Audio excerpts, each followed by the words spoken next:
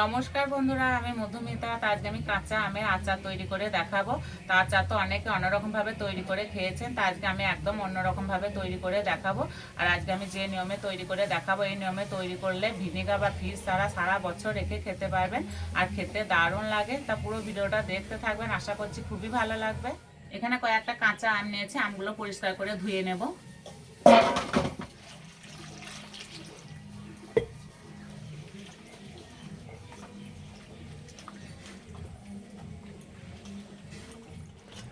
আমগুলো কাটার পর আমি আর ধোবো না, সেই জন্য পরিষ্কার করে ধুয়ে নেব।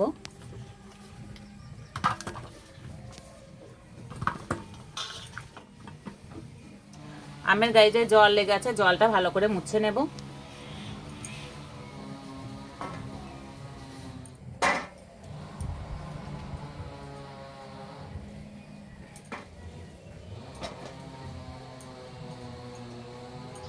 এবারে আমগুলোকে ছাড়িয়ে কেটে নেব।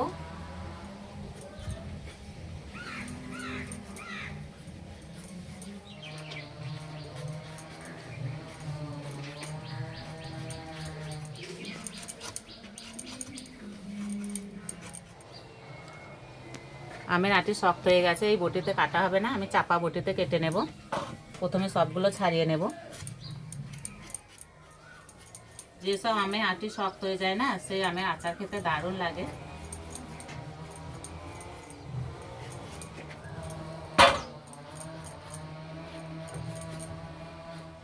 সবগুলো ছাড়িয়ে নিয়েছি, আর এই যে একটা চাপা বটি নিয়েছি, এবার বটি করে কেটে নেব।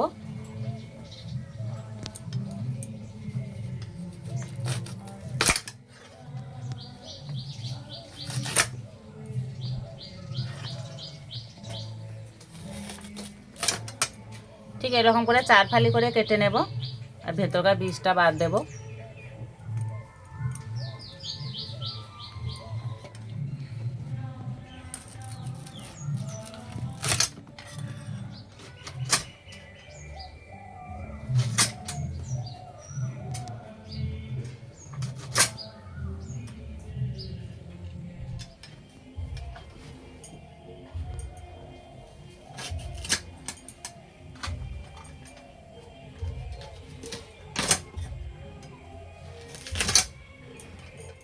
কাটা হয়ে গেছে, এবার আচারটা বানানো শুরু করে দেব।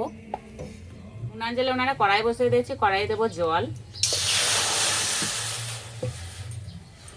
জল খুব ভালো করে গরম করে নেব।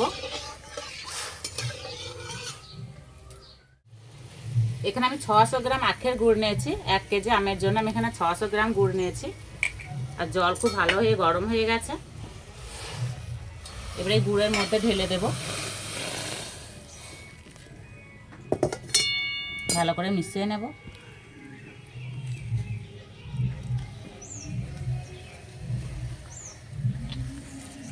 আচারের জন্য মশলা ভেজে নেব। এখানে নিয়েছি গোটা জিরে, মৌরি, ধনিয়া, শুকনো লঙ্কা।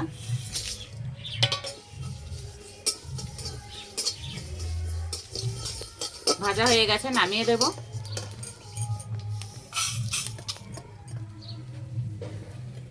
কড়াই দেব সরষের তেল।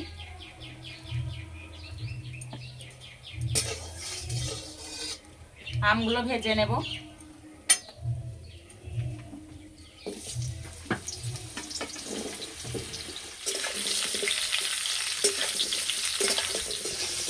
আম যদি এইভাবে একটু ভেজে আচার করা হয় না, তাহলে আচার সারা বছর ভালো থাকবে।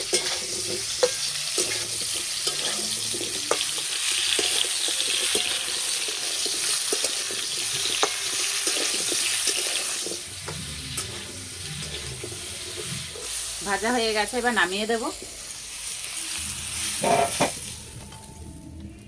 কড়াই ভালো করে পরিষ্কার করে নিয়েছি। কড়াই দেবো সরষের তেল। ফোড়নে দেবো 5 ফোড়ন আর শুকনো লঙ্কা।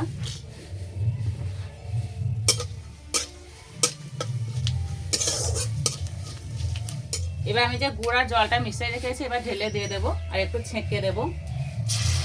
আখের গুঁড়ো অনেক নোংরা থাকে।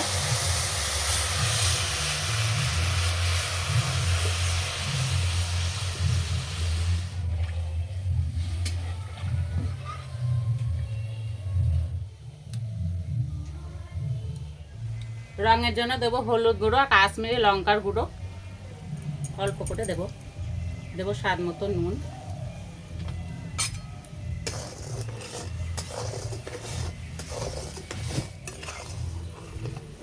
গুড় ভালো করে ফুটে গেছে। এবার ভেজে রাখা আম দিয়ে দেবো।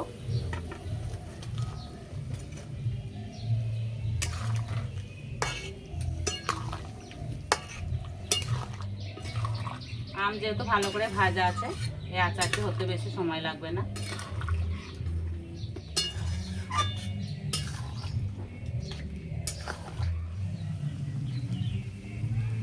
ভাজা মশলাটা গুঁড়ো করে নেব।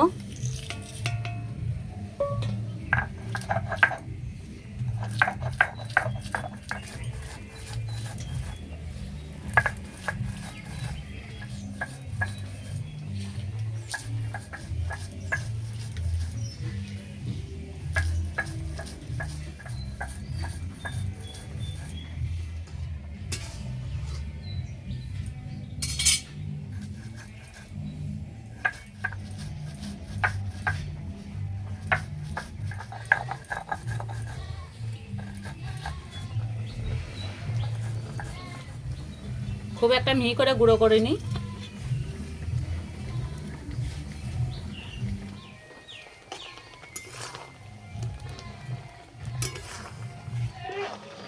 আম সিদ্ধ হয়ে গেছে, আর এই যে একটা মাখা মাখা ভাব হয়ে গেছে। আর আচারে বেশি ঝোল রাখলে হবে না, তাহলে তাড়াতাড়ি নষ্ট হয়ে যায়। হয়ে গেছে, নামিয়ে দেব। এইভাবে একটু নাড়াচাড়া করে হালকা ঠান্ডা করে নেব।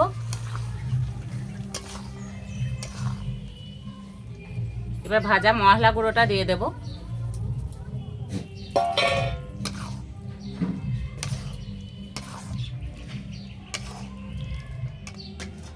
এই আচার ভালো করে ঠান্ডা করে একটা কাঁচের বয়ামের মধ্যে রাখলে না সারা বছর ভালো থাকবে।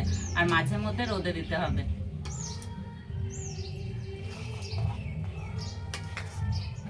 একটা থালার মধ্যে তুলে নেব, তাহলে তাড়াতাড়ি ঠান্ডা হয়ে যাবে। আর এই আচার থেকে যা সুন্দর গন্ধ বেরিয়েছে,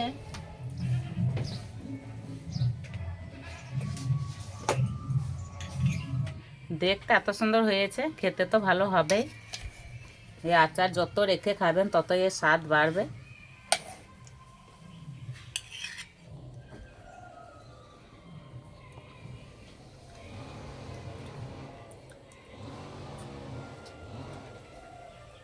এই আচার চুষে খেলে শেষই হবে না,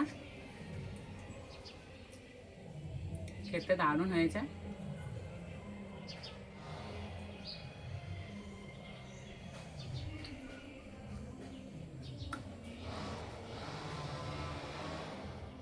এইভাবে তৈরি করবেন, সারা বছর ভালো থাকবে। তো এইভাবে তৈরি করে আমাকে কমেন্টে জানাবেন কেমন লেগেছে। আজকের রেসিপিটা এই পর্যন্ত, আবার অন্য কোনো রেসিপিতে দেখা হবে। সবাই সুস্থ থাকবেন, ভালো থাকবেন, সাবধানে থাকবেন।